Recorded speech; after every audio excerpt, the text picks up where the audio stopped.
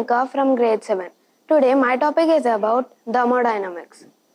The thermodynamics is the study of relationship between heat and work. In other words, we can say that thermodynamics looks at how we can put energy into a system and make it do work.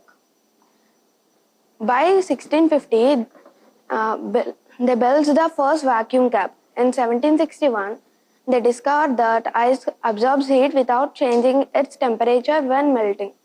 In 1777, distinguished heat transfer by thermal radiation from that by convection and conduction.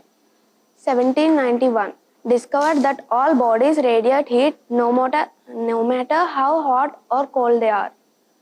1819, give the Dulong-Petit law for the specific heat capacity of a crystal. 1822, supported the conservation of energy and kinetic theory.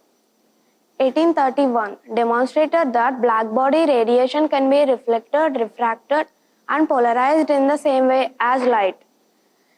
1848, extended the concept of absolute zero from gases to all substances.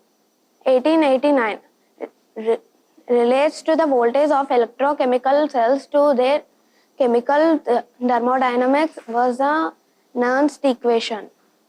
1906, Nernst presents a formulation of the third law of thermodynamics. 1907, Einstein uses quantum theory to estimate the heat capacity. 1945 to 1948, developed a general method for the microscopic derivation of kinetic equations. 1977, Ilya Prigogine won the Nobel Prize for his work on dissipative structures in thermodynamic systems from equilibrium. Here's the reference link which I have used for making this PPT. Any queries?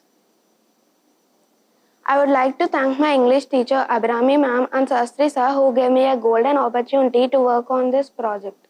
Thank you.